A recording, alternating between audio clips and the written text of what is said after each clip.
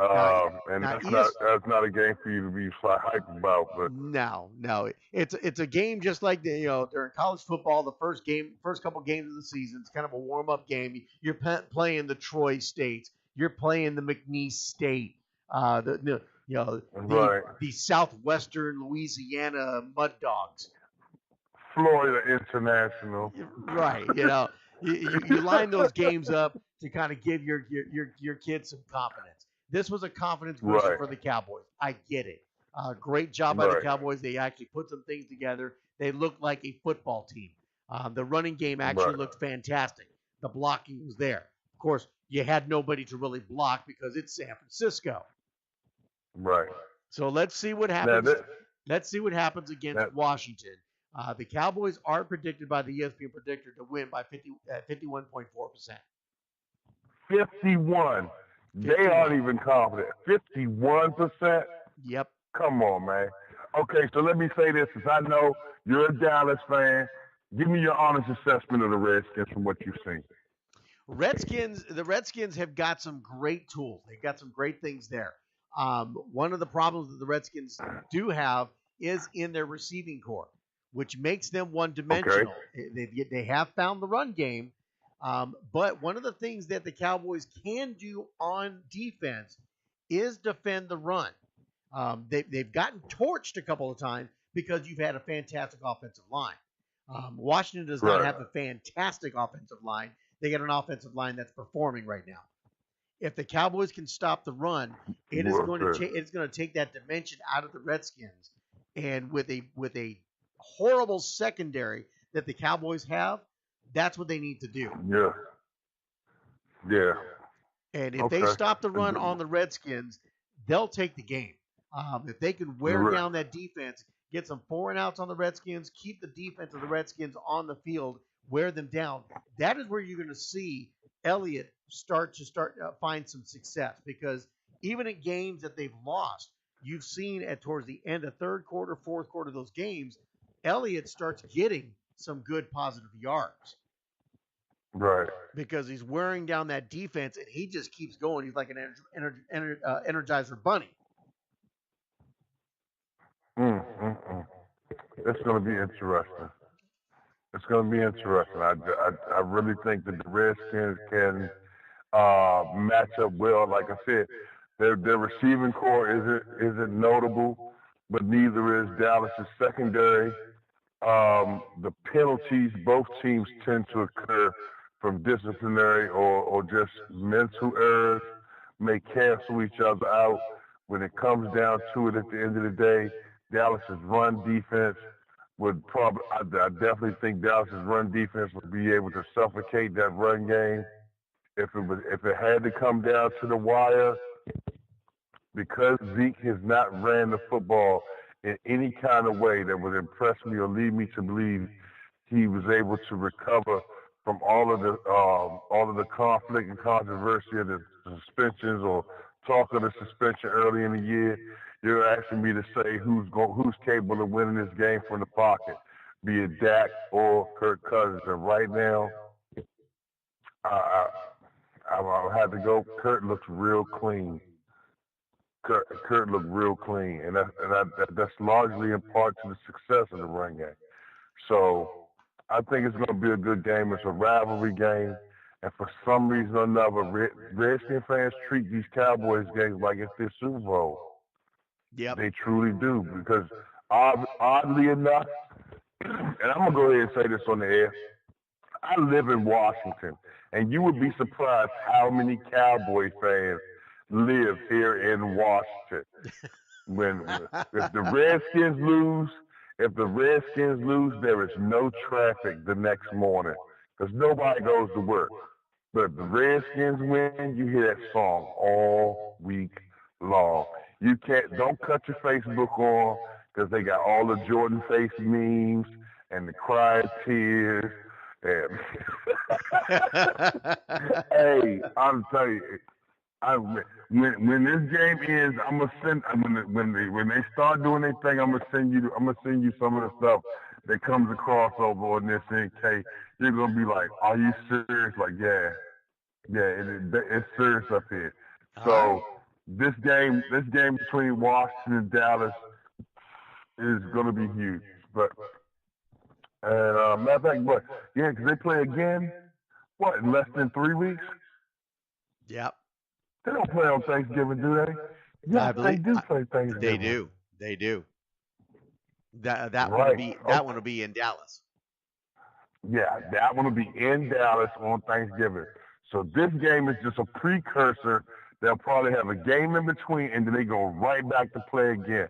Yeah, this one's going to be one to watch. Yep. Sunday night game. Your Pittsburgh Steelers going up against Detroit Lions. What? And the words of Pittsburgh game: 3, 2, 1, win. I might even go to the zoo just to laugh at a lion. It's gonna be on primetime TV. Check the stats. When have you ever seen us give up a game on Sunday night or Monday night or Thursday night? It doesn't happen. Yo, and I know you like to sit here and say, the Lions, they always have great competitive games. Nah, not the way they're clicking right now. Martavis Bryant getting a lot of looks inside the red zone. Antonio Brown always a threat. Le'Veon looks like when they raise the hand him the ball, he can stop, sip some coffee, maybe throw 2 or 3 Krispy Kreme donuts down, then cut up field for 15. It's a lot. You can do whatever you want to do, and Ben can really sit back and relax a little bit because the offense not only has a rhythm, but you still have the coaching swag to throw a couple trick plays in there every now and then. Oh man, the Lions ain't gonna know what hit them. They're not gonna know what hit them. Okay. That's gonna be a good one. Are you done?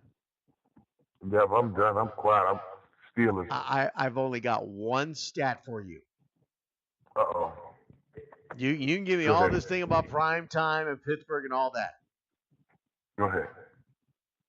Who has the most fourth quarter comeback wins at home in the NFL?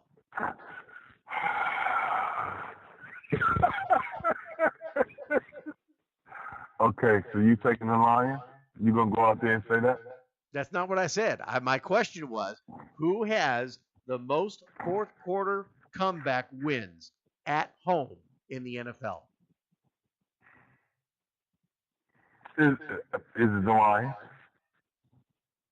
Matthew Stafford. Answer A. Matthew Stafford. Go ahead. I'm not going to shoot it down. That's a stat. That's a fact. But those comeback wins are against who? The Vikings, the Browns. The Vikings and the Bears. With that being said, I'm going with the Steelers.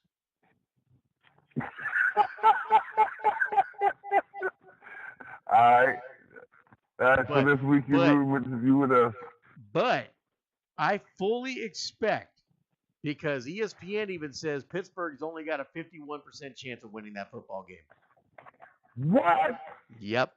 Man, I fully expect in the fourth quarter that if I had a way to have you on closed circuit camera watching this game, I think you would have no nails, you would have no toenails, you would have eaten every chip, every cheese puff.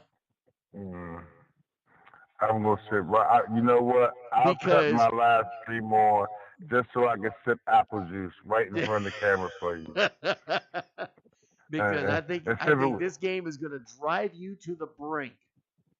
I am going to sip my apple juice with my pinky finger out.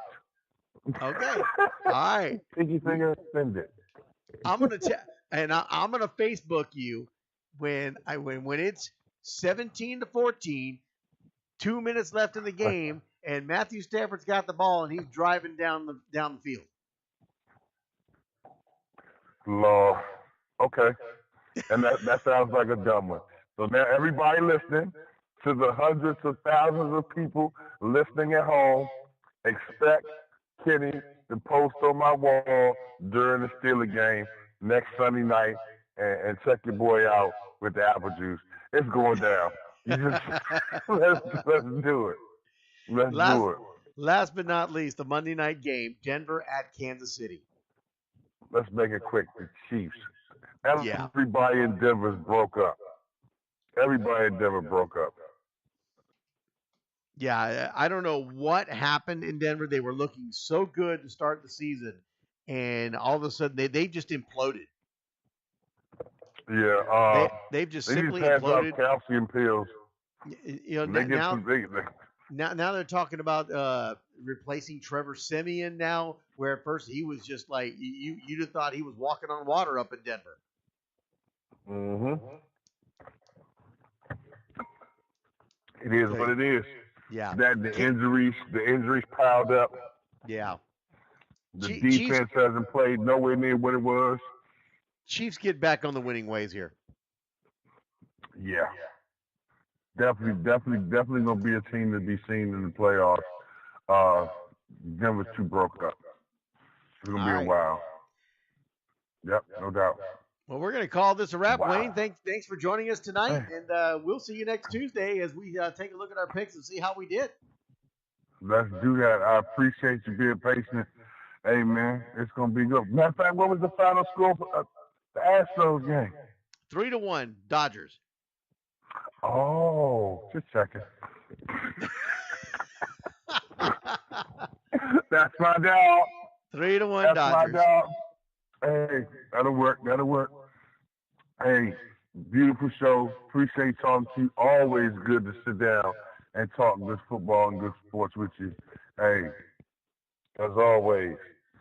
Hey, check out this show every Tuesday night, 9 o'clock Central, 10 o'clock Eastern. The two greatest announcers this side of the equator. Hey, nobody does it greater. Appreciate you, Kay. I appreciate you, Wayne. We'll talk to you next Tuesday, buddy. No doubt, man. All right. Have a great night. All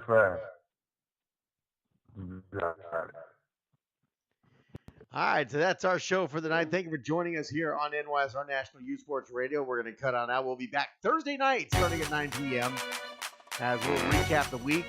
As we head into the weekend, great games coming up. We'll recap what's going on in Taifa as well on Thursday night. Don't forget, we are the voice of the Houston Energy as well. Their season getting ready to get started. We get more information as that comes available here on NYSR National Youth Sports Radio. Thank you for joining us again.